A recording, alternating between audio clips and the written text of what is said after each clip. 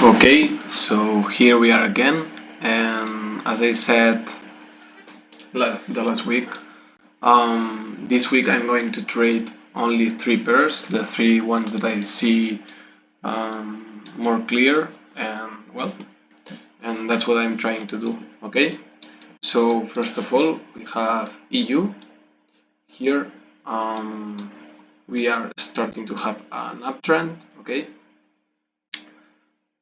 even that we took some liquidity to the left because I think this was relevant, and here we have liquidity as you can see.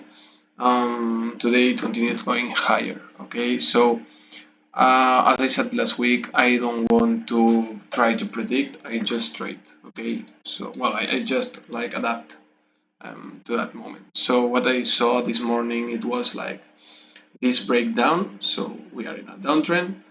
To change this trend, we should break here or here, and then we had another breakdown with these huge candles. Okay, so at least I expected a trade to the run liquidity on H1 here or here. Yeah, okay, so I was waiting for this to be taken to look for a sell trade, and this to be taken to look for a buy trade, but in the end it never took that, and it went up. It took the run liquidity on H1, the yesterday daily high, and the previous weekly high. Okay, so after taking the previous weekly high, I was looking for a sell. My timing now, after having lunch, it's 2 p.m. Okay, because here I go to work from 3 to 7 more or less. So yeah, I had this breakout structure to the downside, and I was waiting for this relevant liquidity to be taken. Yeah, this relevant liquidity or this one, okay, because this is the relevant liquidity on M5 and this is the relevant liquidity on M1, and I saw that in that moment, but I don't want to enter here because I need my confirmations, and then it started going down. Okay, it mitigated some sort of this POI and then it went down. So it was a really good trade, but not confirmed, so no trade for me. And this was the relevant liquidity on M5 because it is the latest point that broke this high, this previous weekly high. Okay, the next pair that I wanted to trade today, because it is the one that I see more clear, it was GBP.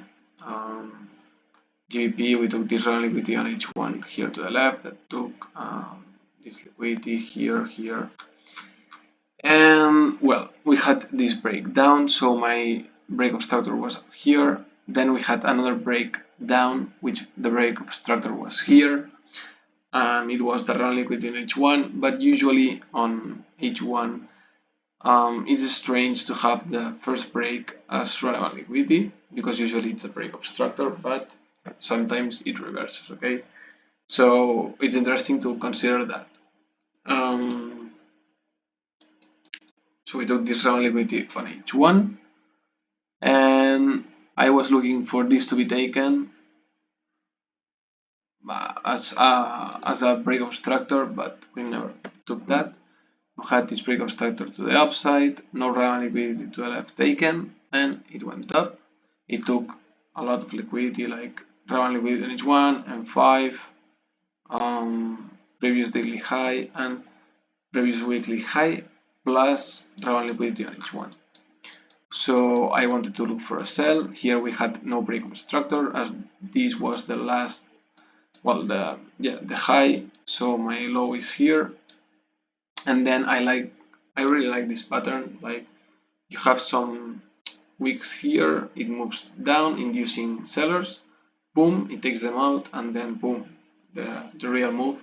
But as you can see, we couldn't enter because we couldn't confirm that with relevant liquidity, and it went down, and there's no relevant liquidity here, so it could go all the way down here. Okay, And finally, well, yeah, we have this here.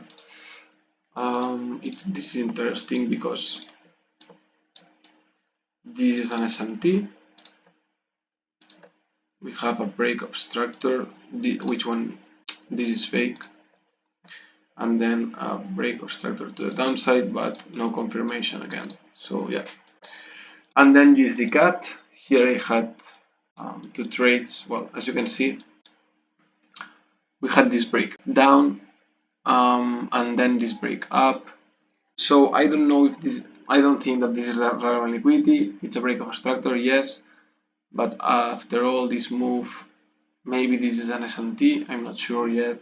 Well, I don't know really. So I'm just trading what I see. And then I saw that well, we had this break up.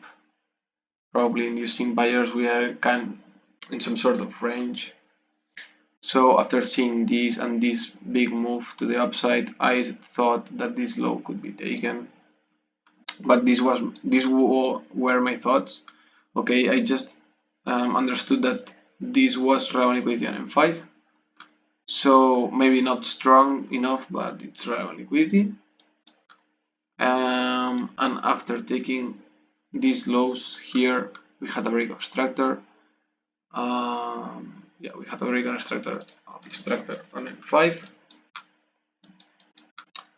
So my mistake here was that I entered too early. Okay, I entered, well, for me it's pretty okay, but this was the M5 POI, so I entered here, I think. Okay, with this, like I saw momentum and I entered, and then I waited again and I entered, like this was the candle, but I had to wait because this candle started. This was my first target, so break even and partial here, and then it took me out with break even and it went all the way down. Okay, here maybe I would have had a stop loss as we had a break obstructor here, but it's interesting because we don't have relevant liquidity to the left, so probably I wouldn't have entered here.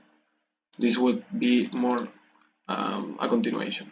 Okay, but the break obstructor is here. So yeah, I don't think I would have had stop loss here, as yeah, as we don't have relevant liquidity to the left, and I expected that as an SMT probably. I don't know, but yeah, there's nothing to the left. Like the first low that broke the structure was here, and it's this one, which was the previous daily low, I think. Yeah, previous daily low here. So pretty interesting, and then we had the break obstructor and bye bye. Okay, so this was my day, and well, and see you. It's a pretty short day, but I'm trying to keep things simple. Only I trade the pairs that I see more clear, and yeah, and just I want to trade what I see. Okay, not try to predict, and what I like, things that are close. Okay, I don't want to look for a trade like here or something. Maybe sometimes this was pretty difficult, but for me it was okay to trade here. So yeah, at least to look for relevant liquidity to be taken. Okay, which was this one because it was the one that broke the structure to go to the downside. Or yeah, maybe here, but well, it's okay for me. Okay, so well, see you tomorrow.